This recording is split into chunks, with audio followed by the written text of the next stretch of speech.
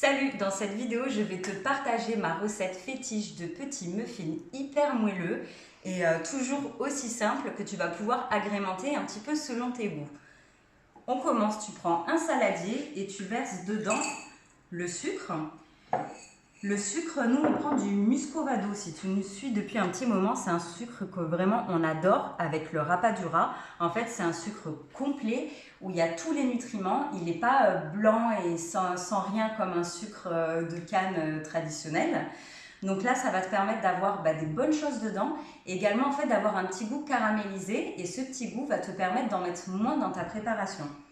Comme il est un peu humide, souvent en fait il fait des morceaux comme ça. Donc tu vas le mélanger avec l'huile et tu vas touiller jusqu'à ce que ça fonde bien. Et du coup, ces petits gâteaux, le moelleux, c'est normal qu'ils se soient déplacés sur mon ventre Ah, c'est là. C'est pour ça, alors c'est les petits gâteaux qui font le moelleux. C'est ça.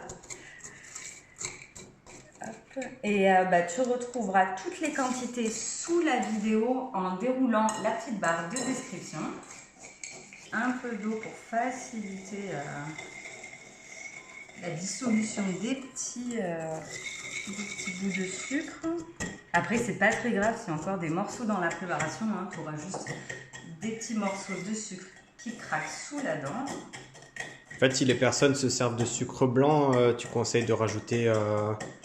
Faut tout mélanger en fait. Non, mais je veux dire, tu disais, si on met du sucre blanc... En fait, si on met le muscovado, on met moins de sucre, c'est ça, par rapport au sucre blanc? Oui, après, voilà, si tu mets du sucre blanc, tu peux en mettre un peu plus. Honnêtement, si tu mets un petit cœur au chocolat ou à la confiture comme on va le faire, ça va déjà sucrer ta préparation. Donc, c'est pas la peine de mettre plus de sucre finalement à côté.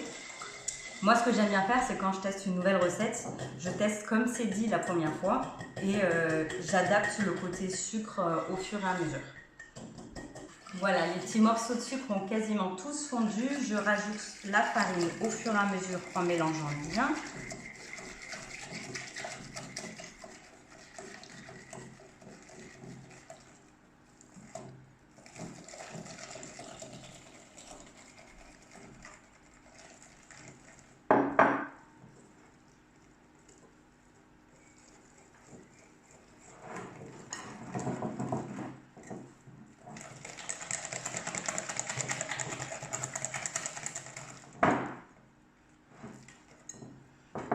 N'hésite pas à fouetter un peu plus fort pour casser les grumeaux. À ce stade, tu rajoutes un sachet de levure ou si comme moi, en fait, tu penses avoir de la levure et que tu n'en avais pas, tu peux utiliser du bicarbonate de soude et du vinaigre blanc. Donc en fait, la quantité, ça va être à peu près une cuillère à café. Moi, j'en mets pas beaucoup parce que vraiment, c'est un goût que je trouve qu'on sent un peu... en arrière-bouche après quand on mange. Il y a à peu près une cuillère à soupe. Et en fait, voilà, ça va mixer, c'est normal. Tu mélanges bien.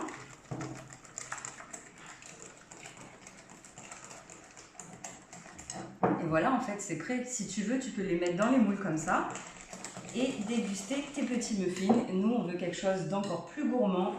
Je pense que tu commences à nous connaître. Donc, c'est parti pour dresser. Je te conseille de mettre tes moules d'abord sur la plaque parce que après quand ils sont pleins, ce sera un petit peu compliqué à transporter.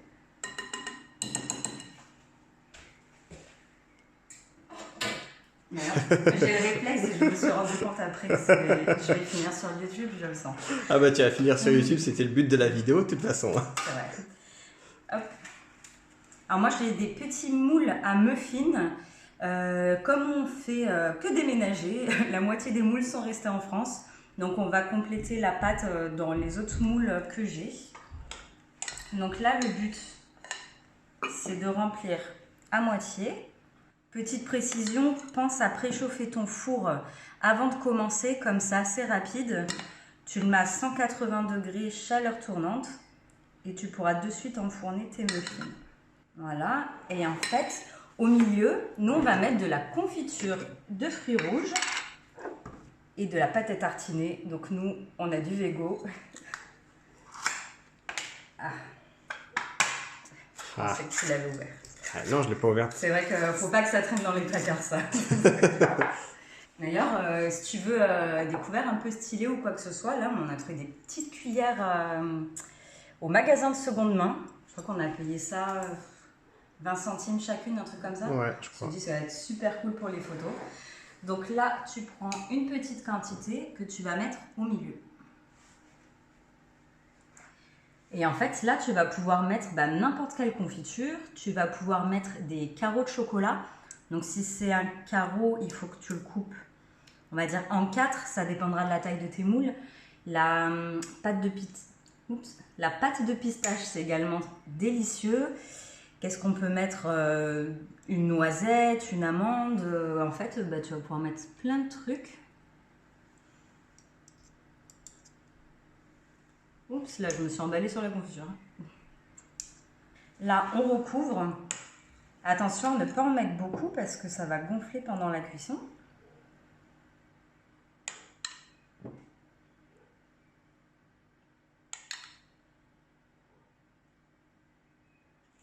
Montre-leur qu'on a acheté des nouvelles plantes.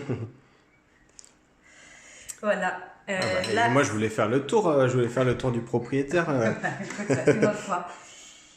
Ça, je vais le faire après. Là, tu peux enfourner comme ça. Et pareil, dessus, tu vas pouvoir soit ne rien mettre, soit ajouter des amandes effilées, donc non torréfiées avant, puisqu'elles vont torréfier dans le four. Je trouve que ça peut être sympa, des pignons de pain, des éclats de noisettes ou d'amandes, de pistache, et la praline rose aussi. Avec un cœur de pâte de pistache, ça, franchement, c'est un régal. Des graines de sésame aussi, les graines de sésame torréfiées, ça donne un super goût. Je pense que ça pourrait être vraiment sympa. Donc la cuisson, il faudra faire attention puisque là on n'a pas la même taille de moule. Donc les petits muffins vont cuire bien plus rapidement. Et toi ce sera pareil en fait. Ça va dépendre de ton four, un petit peu de la puissance parce que chaque four est un peu différent, de la taille de tes moules. Donc pense bien à piquer au cœur de tes muffins au bout de 10 minutes à peu près et ça te permettra d'ajuster un peu la cuisson. Donc là, est-ce qu'on se fait des gros cœurs de chocolat?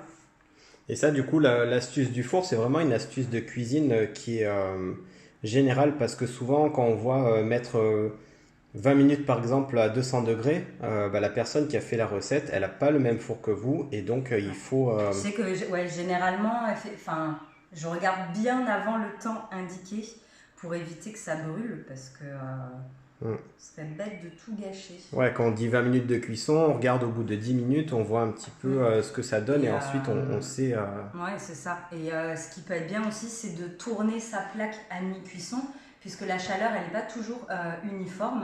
Et ça permet d'avoir des petits gâteaux ou des préparations, même quand c'est salé, vraiment avec une cuisson uniforme. Allez. Et d'ailleurs, ça, j'ai appris la dernière fois en demandant au boulanger du Brusque, donc où on est quand on est en France, d'où est originaire notre famille. En fait, quand on demande une baguette bien blanche ou une baguette bien cuite, c'est simplement que le four n'a pas de la cuisson uniforme. Et donc, en gros, ils se font pas chier à ça. Ils ne retirent pas des baguettes. Voilà, ils réfléchissent pas. Ils réfléchissent pas si les baguettes vont être cuites ou pas cuites. Ils savent que, mettons, il y a 30% qui vont être bien blanches et 70% de bien cuites selon leur four, quoi. Merci pour cette information. Voilà. Alors voilà, c'est prêt. Ne vous inquiétez pas, je raclerai le saladier sans problème. Là, alors je le fais avec les doigts parce que on est chez nous. J'enlève un petit peu ce qui dépasse, ça évitera que ça brûle dans le four. Ouais, vas-y, tu peux te lécher les doigts. Hein. On n'a rien vu. Je couperai au montage, t'inquiète pas. Tu me connais. Tu me connais. J'enfourne.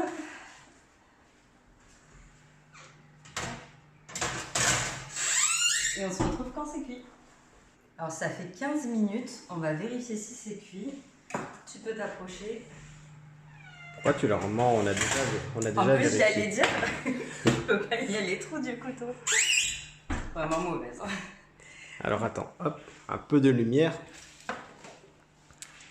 Donc Voilà. tu prends un couteau à lame pointue, bien sec, et tu vas venir piquer sur l'extérieur, pas au milieu puisque le cœur est coulant. Donc si ça ressort tout sec comme ça, c'est que c'est cuit. Si ça ressort, Tout chocolaté bravo. comme ça. Allez, on refait. Ah bah là c'était pas cuit. Bon, on va pas... Bref, c'est encore un peu humide, on va relaisser. Donc en fait, on enlève les petits, c'est ça? Ouais.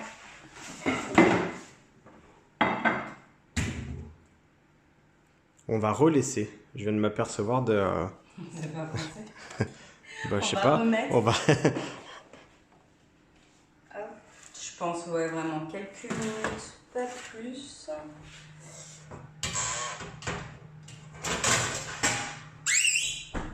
Donc là, c'est bien chaud, donc je te conseille de faire attention. Tu peux les laisser dans le moule le temps que ça refroidisse.